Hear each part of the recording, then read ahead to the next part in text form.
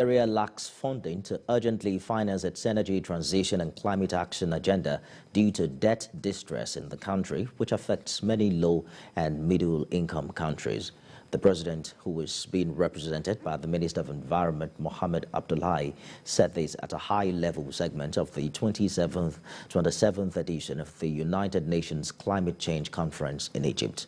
The minister announced Nigeria's commitment to net zero by 2060 at COP26 in Glasgow last year on the basis of a detailed energy transition plan.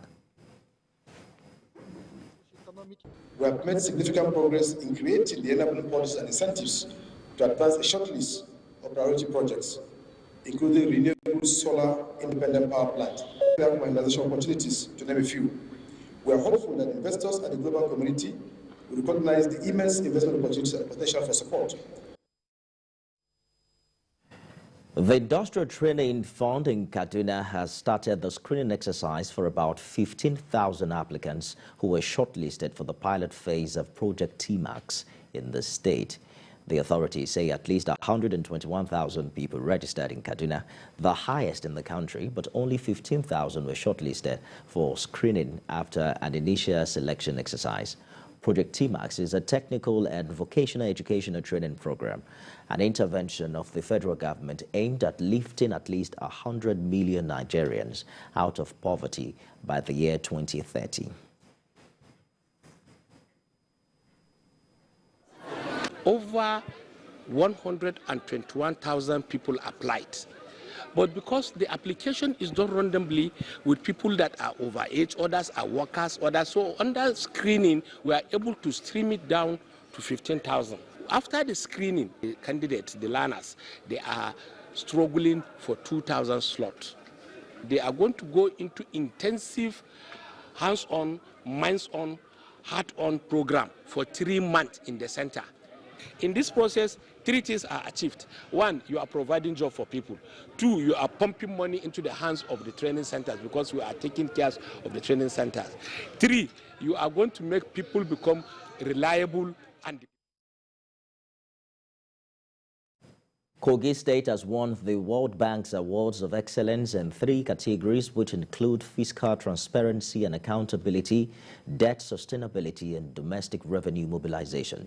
The significant awards were conferred on Kogi State at the FG World Bank State's Fiscal Transparency, Accountability, and Sustainability Dinner with Governor's Award Night held at Transcorp Hilton Hotel in Abuja.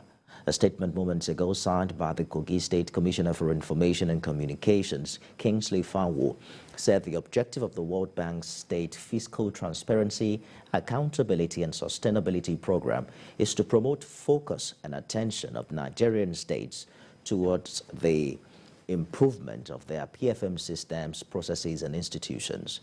The Auditor General of the Kogi State, Yakubu Okala, who spoke after the award ceremony, attributed the success of the state in the areas of fiscal transparency and accountability to self-discipline, as well as the institution of a transparent and accountable governance system by Governor Yahya Bello from the inception of his administration. According to the World Bank, the governor's action made it possible for the organization to extend its projects to other states facing deficit funds and to extend the closing date of its projects.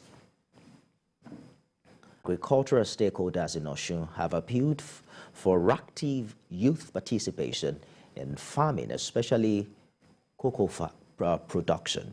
They made the call at the Cocoa Sustainable Project held in Ile-Ife, where farmers were rewarded. TVC News correspondent Rafiu Hamid reports. Recently, the federal government announced that the country had 122.8 billion naira from the export of raw cocoa beans and cocoa products in the first quarter of 2022. Osun is among the leading cocoa producing states in Nigeria, and this event is part of efforts to ensure improvement in its production annually.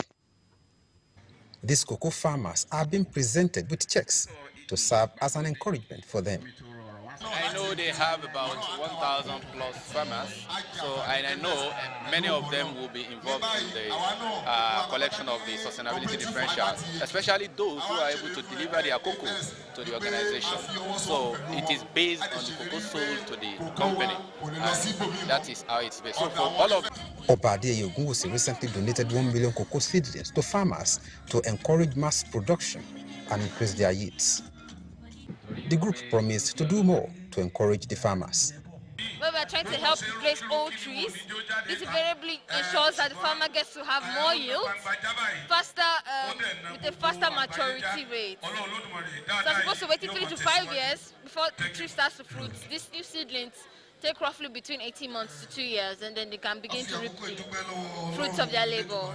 They stressed the need for farmers to employ technology in farming. After sprayer to come and spray your farm and do some other things. You have seen drone in the world today in agriculture. There's no sin in Nigeria embracing this, and there's no sin in Nigerians, youth, embracing this, thinking about what is best for Nigeria climate and being able to produce it to meet international standards. So youth are youth are encouraged to come into this. Youths are seriously encouraged to come into agriculture because there's no future without agriculture. The Cocoa Farmers Association of Nigeria had announced plans to begin biometric data capturing of farmers for proper coordination and planning. Rafiu Hamid, TVC News, Ile-Ife, Osun State. A respite might be coming to travelers on the Lagos-Ibadan Expressway as the Inspector General of Police directs Lagos, Ogun and Oyo police commands to deploy technology-based and tactical assets to forestall kidnappings and other ugly incidents happening along the ever-busy Lagos-Ibadan Expressway.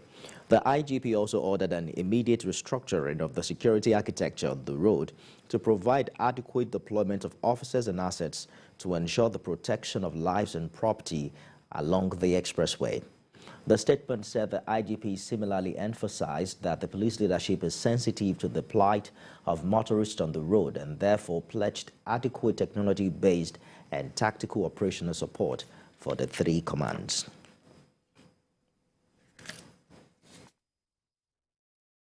In its quest to improve literacy and numeracy skills among vulnerable children in the Northeast, the federal government has launched the At-Risk Children Program. Well, this program is expected to improve the living standards of young people, especially victims of insurgency, by teaching them to be self-reliant. TVC News' Jesse Tafida has details. The At-Risk Children Program is a federal government intervention organized to train about 1,000 youth facilitators in various skills in Maiduguri. These youth facilitators will be engaged for 3 weeks, while vulnerable children who are part of the training will be coached for 9 months. This program is geared towards mitigating poverty and is designed as a platform for long-term economic development. The purpose of this training is to reduce, people say eradicate, but it's a process. It can't be eradicated by just this one program. It's to reduce the number of at-risk children out there, and they comprise of children out of school, children that are involved in drug abuse, back into society and make them useful for the community and for themselves. The federal government believes the training will ensure the beneficiaries abstain from substance abuse and other social vices. They will be trained on basic literacy and numeracy and various skills, just the basics, so that they in turn can go back to their respective local governments and train these young children in the local governments. The youth facilitators promise to be dedicated during the training for better service delivery. We are the youth facilitators, and we're expecting that after the training we are going to train our children who are at risk. We are going to provide them with basic literacy, agricultural knowledge, entrepreneurship and so on, so that they will become job providers instead of job seekers. The program is expected to run for a period of 2 years. Jesse Tafida, TVC News, Maiduguri. And that's Nigeria Today. I'll be back.